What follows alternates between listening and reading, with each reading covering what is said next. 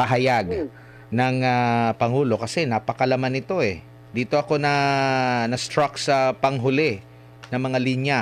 Leaders should not be motivated by cash, cocaine, or champagne. Parang ano ito, mga sangay ng ating pamahalaan. Pero ano bang masasabi mo dito, Mamalu, sa naging recent pahayag ni VP Sara? Alam mo, Admar, itong mga pahayag na ginawa niya, clearly, kinokontrast niya ang klaseng liderato na dapat meron ang bansa natin, no? Yung reference niya sa cash, cocaine, at saka ano yung isang C? Champagne. Champagne, okay. Yung cash, budget. Cocaine, in reference to si Pangulo. Dahil dalawa ng pahayag na ginagamit niya yan, yung cocaine at saka cocaine video. So, kung babasahin mo yan, pag dineconstruct mo yung pahayag niya, naniniwala siya dun sa video. Okay? Dahil ginagamit nga niya. Tapos yung champagne, well, alam mo naman, ang champagne is elitista yan. Ang ordinaryong tao, gin bilog lang, di ba? So, by using champagne, parang sinasabi niya na ito ngayon yung naghaharing uri sa atin. At the same time, siguro yung reference dun sa champagne, nakita naman ng lahat ng taong bayan dahil yun vin d'honor na ginawa ni First Lady. So, sa tingin ko, kino-contrast niya at nagiging direct na siya sa mga issues na ating nakikita. Parati niyang sinabi diyan na ginagamit niya yung kanyang posisyon, resources at platform para mapakinig ang mga hinaing ng mga Pilipino. So bilang pangalawang Pangulo, meron naman siyang karapatan na ganon. Pero ang nangyayari, bakit ang nangyayari, ma'am? Kasi nga, sinasabi nga niya, bilang isang Pilipino, nire-represent na niya yung kanyang sarili para maging boses, no, ng taong bayan. Kasi nga, konting salita na nga lang niya, naririnig agad yung kanyang so kumbaga effective siya bilang tagapagsalita ng taong bayan.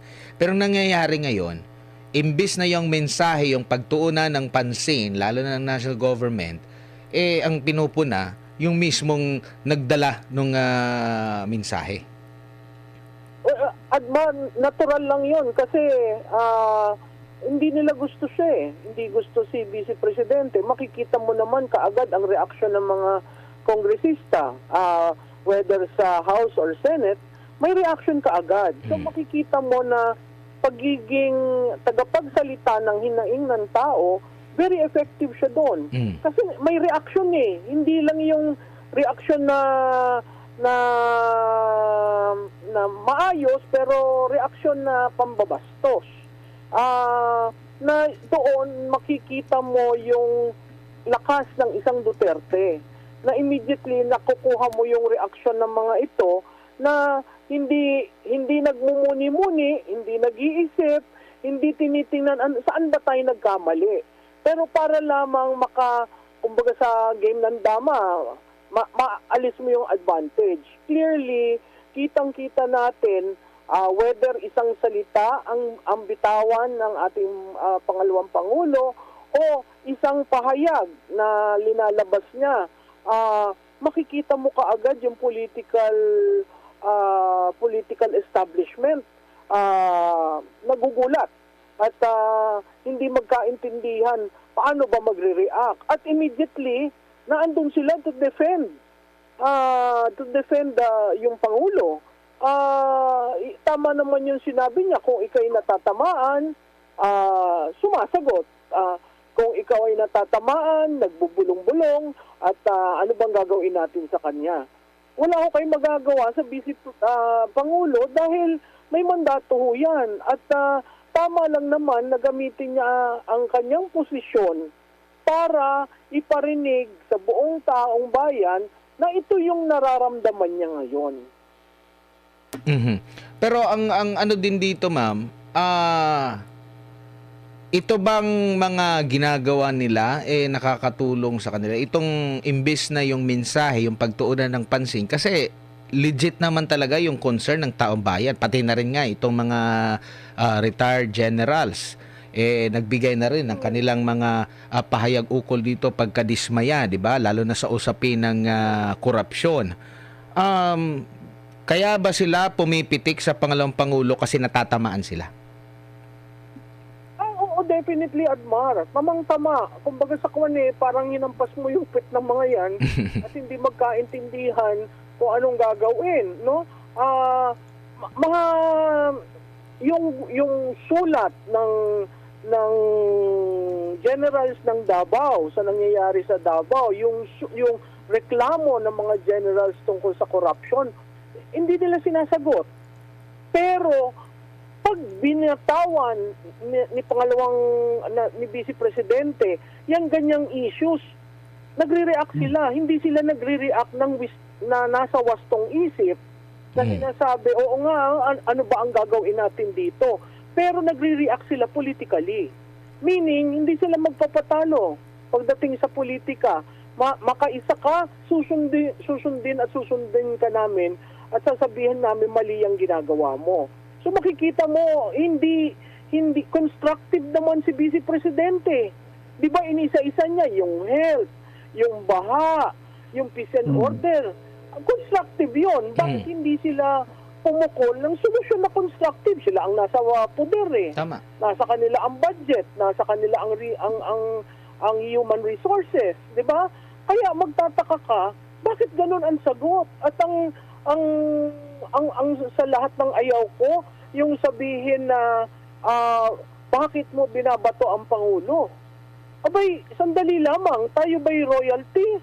Na walang kahit sino pwedeng pumukol dyan? Hindi ba ang demokrasya is a protection of the minority rights? Which is, yung criticism is minority. Kung ang tingin nila minority yan. Kung ang tingin nila sandali lang, kailangan natin tigilin ito dahil maraming sumasang-ayon sa kanya, ay problema yun. So dapat, ang gawin nyo, ang pagsagot nyo, admit the problems and come up with the solution. Hindi ba dapat yun ang isang rational na pamumuno, ang pamumunong nasa tama ang isip, ang dapat gawin? Tsaka, so ako, opo. Tsaka bakit po ma'am? Bakit po sinisingil nila si VP Sara, hindi pa naman siya presidente? Less yung kanyang kapangyarihan kumpara sa presidente. Mas may magagawa ang presidente doon sa mga hinaing ng taong bayan kumpara sa opisina niya. Oo, ako yung sumasang-ayon dyan, no? Pero makikita mo, di ba sinabi niya, kaya lang siya, ginagamit siya ang position, resources, and platform to be the voice to show our government officials how to command. Kasi wala na nagko-command eh. Walang implementation. Itong administrasyon na ito, walang implementation. Lahat, boka lang ng boka, salita lang ng salita. Pero pag diningnan mo sa ground, bakit hindi nararamdaman? Bakit walang nakikitang gumagalaw? So, ito sa kanya, simple, nagbigay lang ng mga suggestion at mga puna niya. Di sana ang dapat ginawa ng Pangulo kung talagang ang intention niya matulungan ang bayan, mag-command siya. O ano ba nangyayari dyan sa baha? O ano ba nangyayari dyan sa PhilHealth? Alam mo yung PhilHealth issue, matindi na yun ha. Pero wala ka naririnig sa presidente. O sino magko-command? Hindi ba tayo ay presidential-centric form of government na lahat nakaatang sa Pangulo ang decision-making? Abay, tahimik siya doon sa PhilHealth. Tahimik siya dyan sa flood control. Nagkabali-baliktad na. No? I want to address Senate President Chis Escudero na sinabi niyang wala daw flood control. Ay, tingnan ho nyo, 2003 pa ho yung flood control eh. 2003 pa yan. Ang dami ring may ADB, may World Bank, may AIIC na mga loans na ating pinipirmahan para lang mapaayos ang ating flood control. Ngayon, kung sasabihin ni Senate President na hindi, wala nga plano So ang tanong ko sa kanila, ba't yung pinopondohan?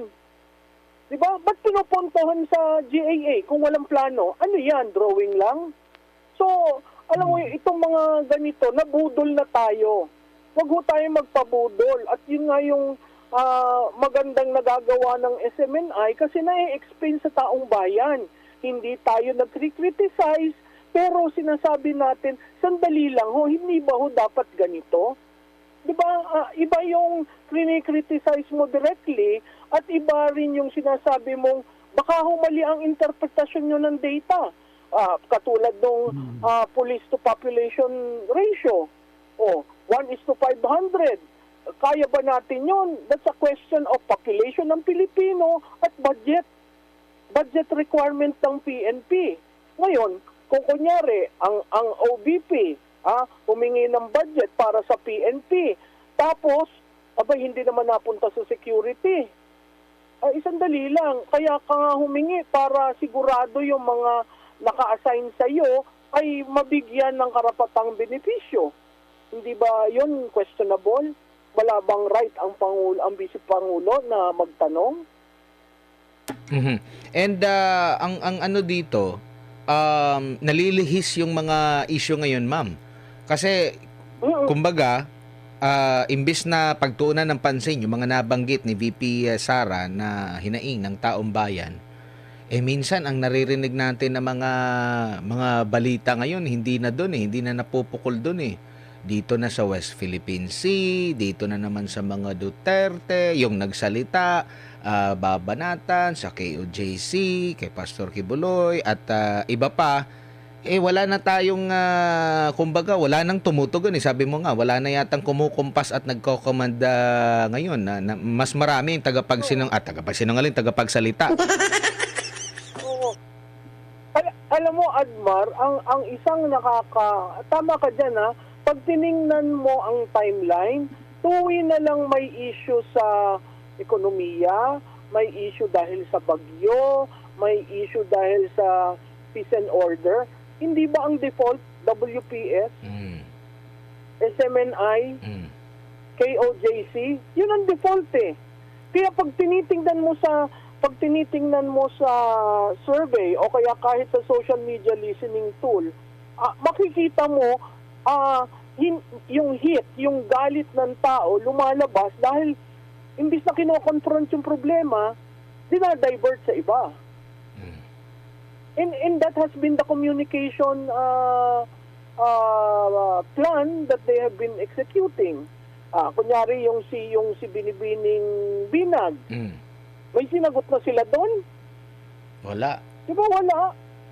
So, ikaw, parang pag na-checkmate mo sila, hindi sila sasagot hanggat makakita ng pamamaraan. Ngayon, kung walang pamamaraan, ay di sisiraan mo yung personality, yung character assassination ang tinatawag. Ito ba yung dapat nating galawan na para sa bayan?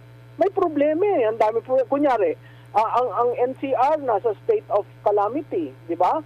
Nag-declare ng state of calamity. Ay sino nagtitingin ng presyo ng mga products na dapat yun under price control? Wala na. Parang tapos kailangan lang i-reiterate na under price control pa rin tayo ganun na lamang. I mean, I don't think that is governance. You know? Kaya ako'y nalulungkot dahil hindi ko nakikitaan na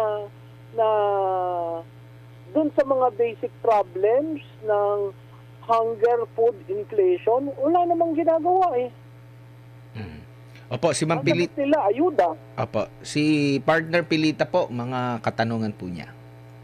Hello, Miss Malu. Alam mo, binasa ko yun habang nasa screen yung salita ni VP Sara, no? Yun nga, talagang ako rin, nung nabasa ko, cash, cocaine, saka ano yung isa? Champagne. Diba? Talaga tinumbok niya yun diba? Talaga kahit sino naman ng tao, alam na natin ang tinutukoy niya doon. Cash is napakarami. Budget, corruption, under the table, bribery, hindi ba? Tapos pagdating nga dyan, sa sinasabi nga natin cocaine, may malaking issue yung pa isa, no? Napakatagal nang lumabas yung Cathy no? Cathy name niya, no? Pero Binag, parang Ate Binag. tahimik ang yung mga dating leader na konting kending, ay talaga naman pumuputok ang balita agad-agad, ano? Ito yung napakalaki. Bakit parang ano lang, parang swabing-swabe lang ang pagkakuha nila? Na considering ang naman pangalan ng sinabi, di ba, Miss Malu? Na sobrang revelation yon. Pero bakit tahimik? Parang hindi katulad doon, Diyos ko, di ba, matapilok lang isang tao, hanep, ang bilis. But now, everybody's quiet. Oo. Anong nangyayari? Anong nakikita mo niya bilang political analyst, strategist? What's happening to our media now? Tsaka Na yung dagdag mga- ko na rin, Mamalo, Oo. tsaka partner Pilita, nung panahon nung sinasabi nilang EJK, yung si Matobato, yung mga lumabas daw na member ng DDS, abay, binigyan agad ng pansin. Pero ito, bakit hindi? Yun, that's what I'm trying to say. For the longest time, ang media at least medyo meron niyang hati yan eh. Di ba? Dati ganun pa yan eh. Yung merong, okay, tahimik to, pero ito baba na to. But now, it seems like, ito na lang kung station nila ba talaga ang naglalabas, ano? But otherwise, it's quiet. What does it say, Miss Malu? Well, alam mo, ma'am, yung mainstream media, sa tingin ko yan, talagang hindi poposisyon sa mga issues na ganito dahil natatakot sila dahil nakita mo naman ang kayang gawin. Meaning, in-example ng example, yeah. ito ang SMNI eh. May freezing, ano na nga. Aabot na nga sa freezing. Oo, diba? Ngayon lang nangyari yan. Aside from the franchise, if i-freeze mo. Na walang connection, hindi doon ganun. sa walang connection doon sa krimen, mga tsaka individual. kinasuhan. Oo. Yun, medyo... Oo, tapos may isa pa diyang aspeto, yung dating akala mo progresibo na nakakatanggap ng pondo mula sa Estados Unidos, siyempre magto-toe the line sila. Kasi Yeah. mayroong mga hinihinging pabor. Unang-una yun, nawalan na yung kaso yung isa. Diba? Pangatlo, sa tingin ko, when you, yun nga yung sabi, di ba madalas sinasabi, when you look at power, when you stare down at power, ito katotohanan yung sinabi ni Miss Binag eh. So na-shock ang lahat kasi kasamahan nila eh. Di ba? For a Yeah, while. matuturo eh. Alam mo, yun ang pinakamalupit dyan. Iba yung narinig-rinig mo lang o nakita mo lang ang video, pero iba yung nakaupo ka doon at talagang hindi mo madedenay na nakasama mo. Mahirap. Ano yun, medyo ang lakas nung dating nung... Kaya nga ako nagtataka, why is it... Yung mga sinasabi ng mga investigador dyan, di ba marami dyan sa investigative journalism, Oo. hindi ba?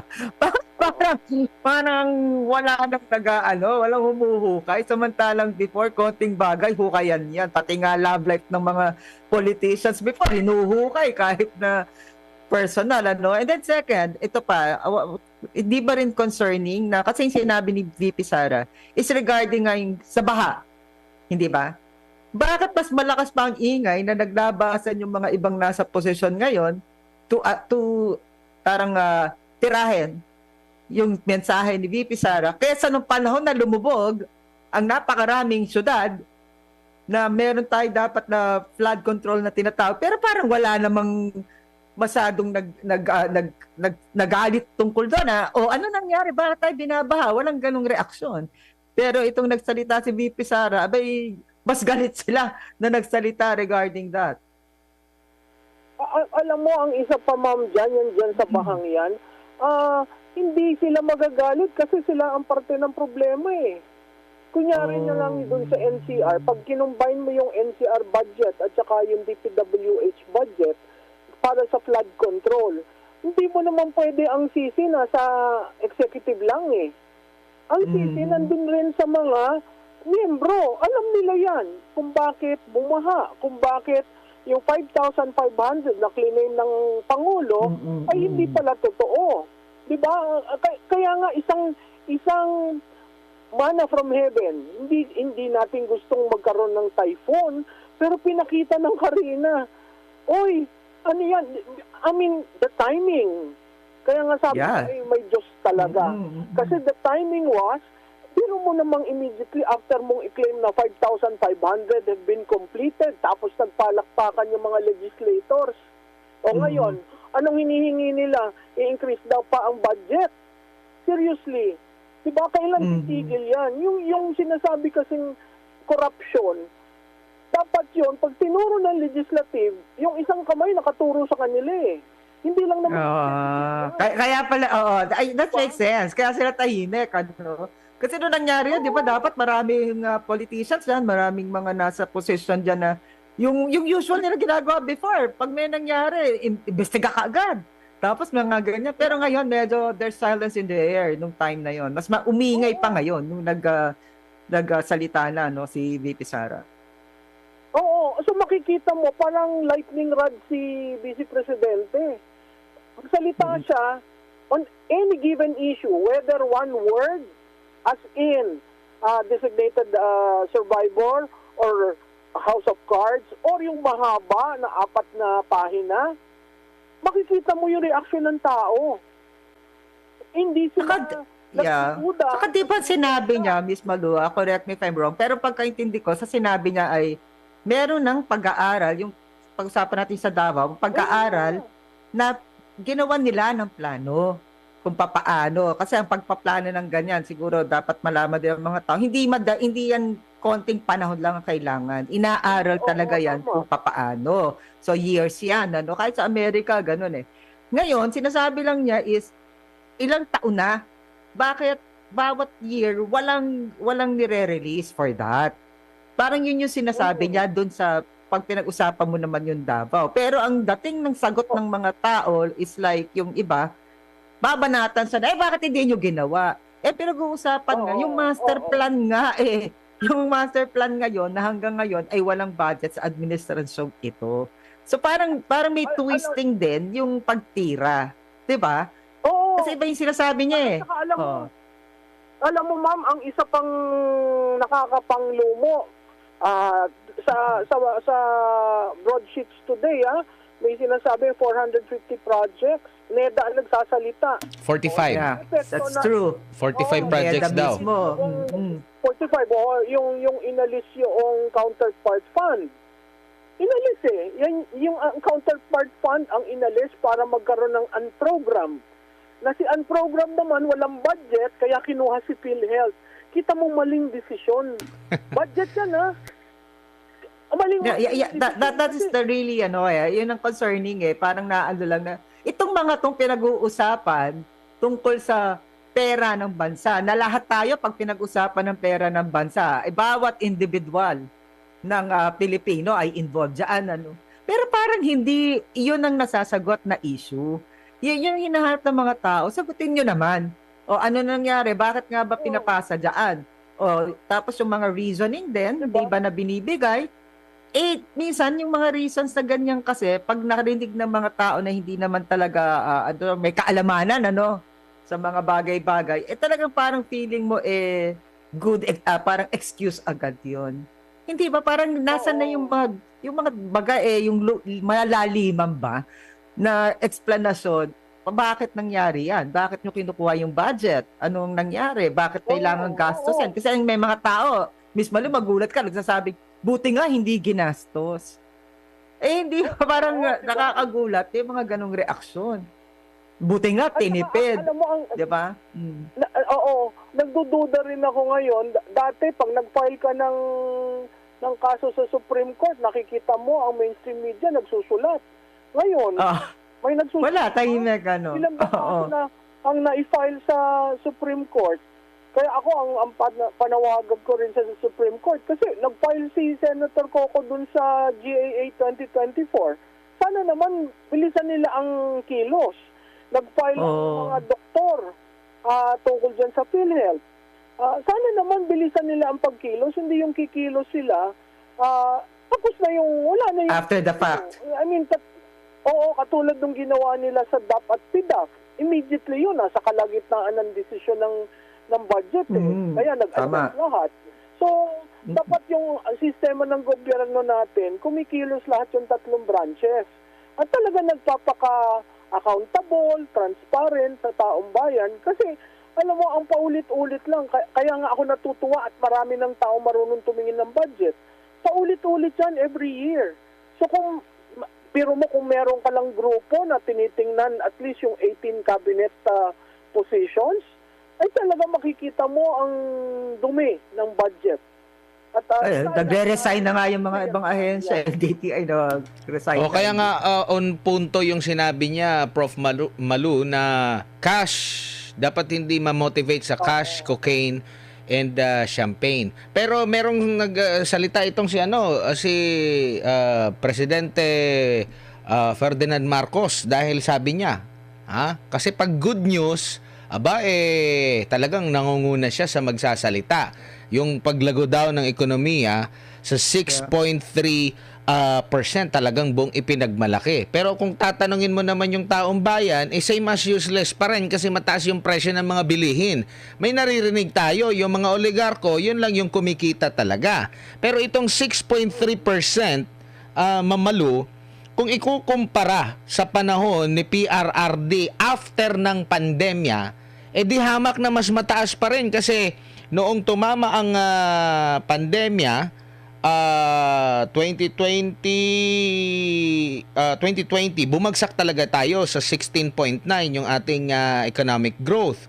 Pero bumawi tayo way back 2021, second quarter, 12%.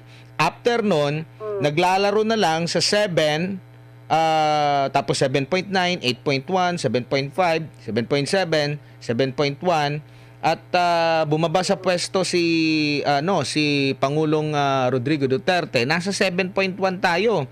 Ngayon, lumagapak tayo ng unang bahagi ng 2023, 4.3%, at ngayon 6.3%. Pero yun nga, hindi ramdam ng taong bayan kung merong paglago sa ekonomiya. Alam mo, tama yan, Admar, yung mga datos mo. Coming from COVID, mataas pa rin tayo despite na naitaas natin. Hindi siya naging V-curve or U-curve, no?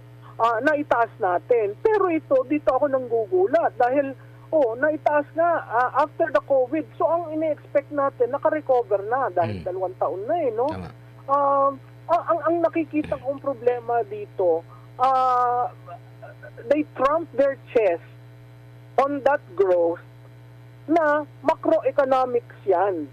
Sa microeconomics, hindi mo nakikita ang taong bayan. Tama. Pangalawang macroeconomics na barometro dyan, ang balance of payment. Mas malaki ang ini-import natin kaysa sa ini-export natin. So ano ang balance of payment natin? Negative. Diba? Compounded dyan And when you make a claim na tayo ang pinakamataas sa ASEAN, that is not true. It's Vietnam. So, makikita mo na pag good news, tama ka doon, siya ang nagsasabi, pero hindi nila dinadisaggregate. Kasi yung inflation natin is food-led. Meaning, tumataas ang inflation natin dahil sa presyo. Diba? So, pag sinabi mo ang GDP namin 6 point something, at ito ay mataas, oo, natutuwa ka doon. Pero kailangan mong i-breakdown yan para makita ano pa ba ang measurement of growth. Paano mo pa ba makikita ang ordinaryong tao ba reflected yan sa 6.3? I doubt very much kasi makikita mo yung inflation natin hindi controlled.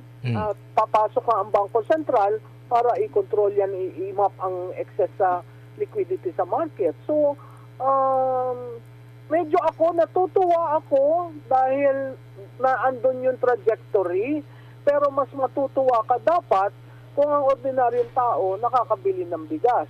Diba? Nakakabili ng, sabi nga nila, bigas 29, wala na yon. May nagsabi pa Actually, 40 daw. totoo naman ma'am na 20 yung sa bigas. Naging 20% ang inflation sa bigas.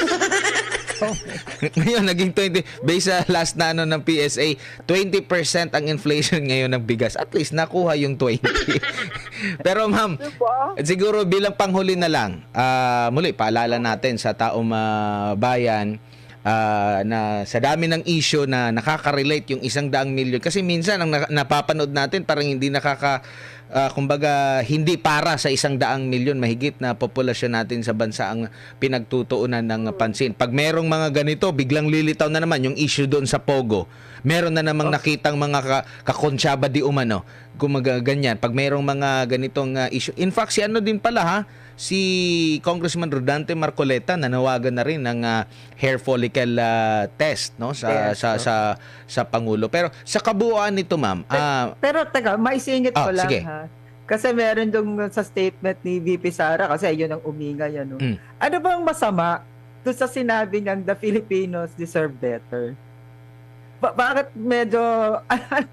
di ba tayo namang lahat gusto natin yon na we deserve better? Oo. Bakit parang galit na galit? Yan, di ba parang sinasabi niya, we Filipinos deserve better. We Filipinos should be the best. So, anong mali sa slogan na yan? Ay, hindi ko nga maintindihan kasi yan, lahat ng bansa, Oo. yan naman ang ina-aspire. Oo nga. So, hindi Lahat ko- sinasabi yan, di ba? Everybody deserves better. So, kung magaling ka ngayon, Bakit? mas better pa. Bakit parang galit na galit? Anong nakita mo doon, Miss Malu? Wala. What's wrong with that? Wala. Parang masagot lang. May masabi lang para hindi sila na-frame. Pero sa totohanan, kahit anong bansa, yan ang gusto ng mga leader nila sa kanilang bansa. Pag tiningnan mo yung Ambition 2040, yan din yan. Di ba? So hindi ko maintindihan na intindihan kaya ninyo ang Ambition 2040 at kayo bumabanat kay Vice Presidente. Ano bang mali na sabihin for the better good? Oh, di ba dapat sagot mo doon? Yeah, I agree. The people deserve better. Di ba mag-agree ka dapat? Yun Pero yung ano, pero kasi yun naman ang agree goal. ako the Filipinos don't deserve mga bitter. Marami kasi mga bitter ngayon, ma'am eh. Sobrang galit. Tsaka ganted. So much vindic, ano? Yes po, ma'am. Galit. Sa tingin ko, Admar, babalik ulit tayo doon sa ano bang uri meron ng utak ang ating Pangulo? Ito ba ay normal? Kasi ang normal na tao, nakikita niya, oo naman, Vice Presidente naman si Inday, tama naman niyang sabihin na the Filipinos deserve better. Pwede, maganda rin naman na marinig mo yung, especially Olympic season, di ba? Na the Philippines Deserve the best. Yes. Oo. Yeah, these are things that para kang, alam mo, ang isang role ng pagiging leader, para kang cheerleader Ikaw ang nagkwakwanta, laban tayo, sama-sama tayo. Ngayon, iba naman yung sabihin mong unity is very important, unity should bound us in whatever we do. Kasi pag ikaw nagsabi nun at sinabi niya yan during sa signing ng nasyonalista at Partido Federal, why do you keep using unity when everyone knows that there is no unity? Hindi ba Tsaka parang nagsalita rin kasi si VP Sara, no, ng dapat yung mga sinasabing, yung sasabihin mo, it is done. Ibig sabihin, natapos ko na. Hindi yung parang pine-present mo puro plano. Pero kasi makikita mo that it is done, hindi ba? Leaders should only say one thing. Natapos na po, na-deliver na po. So, yan ang naman, true leadership. tama naman. Oo. Yes, ma'am. Diba? So yan ang true leadership. Hindi ko maintindihan ba't gano'n ang reaction. Kaya uuwi uli ako sa, meron bang impaired judgment ang ating Pangulo? Kasi lahat yan pumapasok sa, yung revelations ni Miss Bitag, Binag. Binag, Okay. Binag, ay napakahalaga sa konteksto na yung realization na ganito pala ang ating Pangulo, ganito pala ang mga nakaupo sa kanyang kabinete, ganito pala ang pamilya, yung ganito, bakit natin hinalal ang ganito? Diba? Alarming din doon yung sinasabing this group can actually destroy you. Tsaka hindi lang Kaya ka nilang i-bully, kaya ka nilang ipitin. Hindi lang Kasi may mga fraud pang pinag-usapan doon. Hindi lang si Ferdinand Marcos yung nabanggit, pamilya na eh. Lahat Pati na. yung anak daw. Hindi, at saka yung immediate circle niya. Oh. So, if the President, has impaired judgment and the immediate circle cannot do otherwise because they also have an impaired view of things. And then when you go home, there's a totally different impairment there. Ano ang ating Pangulo?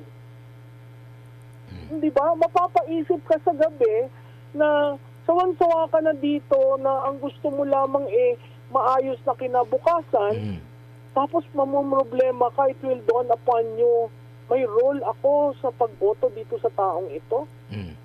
Tsaka dapat ma-address kasi, we will be dealing with the investors from other countries. Siyempre, pag ganyang merong nakadikit sa Pangulo, siyempre parang ang hirap naman makipag-deal, tapos yung kausap Kaya mo nga, pala, kaya nga tumpak yung Dapat Filipinos, malinis. we Filipinos deserve better. Kaysa doon sa lahat tayo babangong muli. Kasi yung sinasabi niyang lahat tayo babangong muli, yung mga bangko natin, sinasabi dito sa unang-unang kalahati ng taon, 190 billion pesos yung kanilang naging profit. Talagang sila yung nakabenepisyo sa sama-sama tayong babangong muli. Yeah. Apparently, Admar, it would appear na after 2 years, there's a great divide. Yung hindi oligarchs, plutocrats versus yung masa. Kasi maganda sana kung para ka sa ligasiya, kung para ka talaga sa ligasiya, yung masa ang inayos mo. Tama, kasi mayaman na yan Oo. Yung iba dyan, mayayaman, hindi na nga problema siguro yan sa presyo ng bigas. Baka nga, ex-deal pa nga yung nila. Bigas Sila kumikita. Galing pa sa sponsor nila. Hindi sila mamamblema sa bigas dahil sila mismo ang kumikita, yung mga may-ari, mga businesses na malalaki. Ayun. Siguro, Prof, last message nyo na lang sa taong bayan po. Well, maraming salamat sa inyong paanyaya. Sana po tayo continuously na magmatsyag. Gawin po natin ang nararapat ayon sa ating paniniwala at parati po nating isipin na for the better good ng bansa, for the better good ng Filipinos,